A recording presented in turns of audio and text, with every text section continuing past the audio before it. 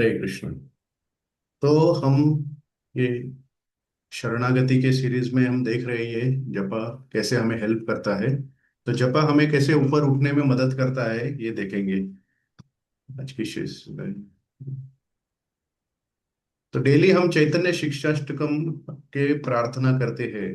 तो उसमें ये जो दूसरा श्लोक है वो मैं फिर से एक बार गाता हूँ। नाम नामकारी बहुधा निज सर्वशक्ति तत्रार्पिता नियमित स्मरणेन काल एतादृशी तव कृपा भगवन् ममापि दुर्दैवमीदृशं मिहाजनिनानुराग। तो इस श्लोक में क्या बताया गया है कि भगवान के असंख्य नाम है और उनके सारे नामों में पूर्ण तरह से शक्ति है। तो ये है फिर इस तरह से है फिर भी हमें वो एक अनुभव नहीं होता है, क्या कारण है उसका। तो भगवान ने अपनी सारी शक्तियां सारे नामों में, जैसे गोविंद, कृष्ण, हरि, ये सारे नामों में भगवान की शक्ति है और पूरी तरह से है। और उसको उन नामों को पुकारने के लिए कोई स्ट्रिक्ट रूल्स भी नहीं है, ऐसे कोई भी कंडीशन नहीं है किसी कोई एक कोई भी सिचुएशन नहीं है जैसे उसी सिचुएशन में हमें लेना चाहिए, ऐसा कोई भी रूल नहीं है। और इसका मतलब ये है कि हमें हरिनाम हमेशा हमारे लिए उपलब्ध होता है और यही भगवान की जो कृपा है हमारे पास हमेशा होती है। परंतु एक ये सब होने के बावजूद हम एक अट्रैक्शन, जो आकर्षण होता है भगवान के नाम के प्रति, वो हमें नहीं होता है। और यही हमारे एक दुर्भाग्य है।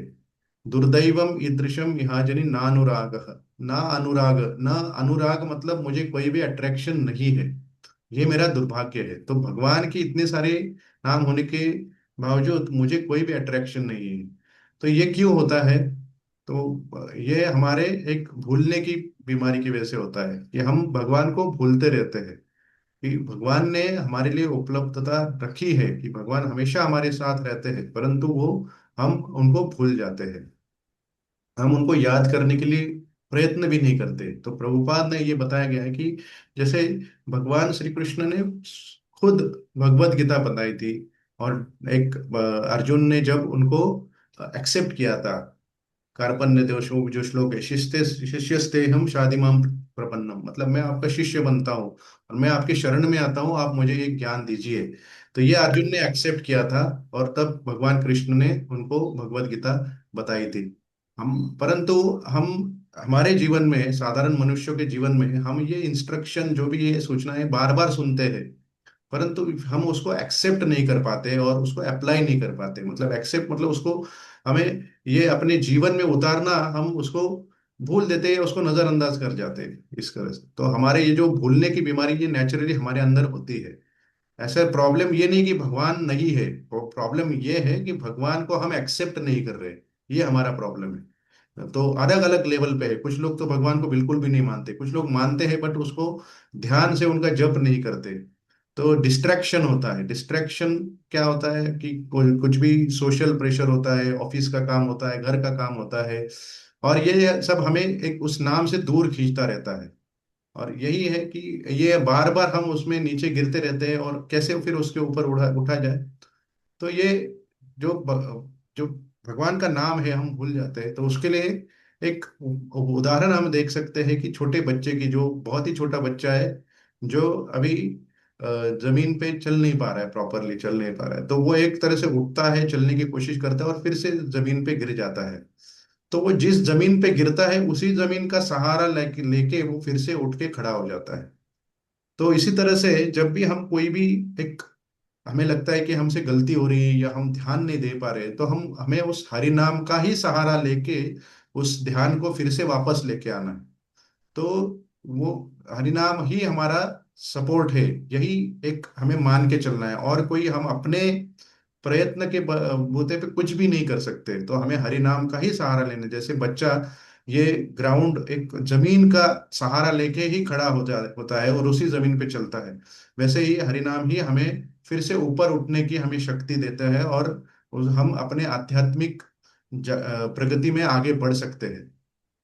तो ये आध्यात्मिक प्रगति ऐसे नहीं कि उसमें कुछ नहीं होता है, इसमें होता है, परंतु हम उसमें रस नहीं दिखाते और इसलिए हमें वो उसका लाभ नहीं होता है। ठीक है, तो अब ये कैसे हम उसकी शरणागति लें कि ये एक सिंसियर एफर्ट के साथ हमें जप करना चाहिए। सिंसियर एफर्ट मतलब क्या है? अब सिंसियर एफर्ट तो हम तो डेली सुन रहे हैं इसको, और कैसे उसको ये अप्लाई करना चाहिए। तो इस सिर्फ एक जप नहीं है ये कि जप जप करने से ऑटोमेटिकली वो हो जाएगा, ऐसे नहीं है। तो हमें एक प्रयत्न करना बहुत जरूरी है। तो जैसे छोटा बच्चा नीचे गिर गिर जाता है तो वो उठने का प्रयत्न करता है, फिर से उठने का प्रयत्न करता है, वो फिर से गिर जाता है, फिर से उठने का प्रयत्न करता है। इसी तरह से हम जब करते हुए हमें कुछ डिस्ट्रैक्शन हो रहा है या हमारा ध्यान नहीं लग रहा है तो हमें प्रयत्न करना चाहिए, सिंसियरली प्रयत्न करना चाहिए। और ये मैकेनिक नहीं होता है, ये प्रामाणिक तरह से हमारा होना चाहिए। और प्रेयरफुल मोड मतलब प्रार्थना के स्वरूप में करना चाहिए। प्रार्थना मतलब कैसे भगवान को ही, उस हरिनाम को ही हमें ये एक तरह से प्रार्थना करनी है कि ये जो मेरा ध्यान नहीं लग रहा है उसको दूर हटाओ और मेरा ध्यान लगने दो। इस तरह से प्रार्थना करनी चाहिए कि हे भगवान, मुझे अपने जप में एक स्थिरता स्थिरता लाने दो और लेके आइए इस तरह से। या हे भगवान, मुझे शक्ति दीजिए कि मैं आपको, आपका स्मरण कर सकूं। ये सारी आपके आपके जो इंस्ट्रक्शन, आपकी जो आदेश है, मैं उनका स्मरण कर सकूं। इस तरह से ये प्रार्थना के स्वरूप में अगर हम जप करते हैं तो हमारा जप जो होता है वो एक तरह से एक ट्रांसफॉर्मेशन, एक बदलाव की तरफ लेके जाता है हमें। और यही सबसे इम्पोर्टेंट चीज है कि हमारा जो प्रयत्न है, प्रयत्न में हमारा दो चीजें होती, दो चीजें कि प्रयत्न, एक तो हमारा प्रयत्न खुद हम हमें करना चाहिए, और दूसरा एक होता है भगवान का, भगवान की कृपा। जैसे हमने पहले भी ये एक उदाहरण देखा हुआ है कि पक्षी, कोई भी पक्षी उड़ता है तो उसको दो पंख लगते हैं एक जगह से दूसरी जगह पे जाने के लिए। तो वैसे ही सिर्फ हम वो एक पंख से नहीं उड़ सकता है, वैसे ही हमें दोनों पंख चाहिए। जैसे हमारे खुद के प्रयत्न और भगवान की कृपा, खुद के प्रयत्न तो हमें करने पड़ेंगे और भगवान की कृपा के लिए हमें प्रार्थना करनी पड़ेगी। तो ये जो चैतन्य शिक्षाष्टकम का जो हमने श्लोक देखा है कि उसमें हम ये एक्सेप्ट कर रहे हैं कि हमें उस आपके नामों में रस नहीं है, परंतु ये रस लाने के लिए हमें कुछ शक्ति दीजिए। ये आपके असंख्य नाम है, उसमें हमें एक उसका रस लेने के लिए हमें शक्ति दीजिए, ये वो प्रार्थना है। तो इसी तरह से हम ये एक्रोनिम से हम ये याद रखेंगे कि राइज, राइज मतलब क्या है कि अ, भगवान का नाम जो है, भगवान का नाम हम जो उनकी कृपा है, उस भगवान के नाम के द्वारा हमने हमें उनकी कृपा मिलनी चाहिए और या उसकी अपेक्षा करनी चाहिए। और हमें ये आई फॉर आइडेंटिफाई, हमें ये याद रखना है कि हमने हमें अट्रैक्शन नहीं है, हमें अनुराग नहीं है किसी, या भगवान के नाम के प्रति हमारे पास कोई भी अनुराग नहीं है। ये हमें समझ के चलना चाहिए।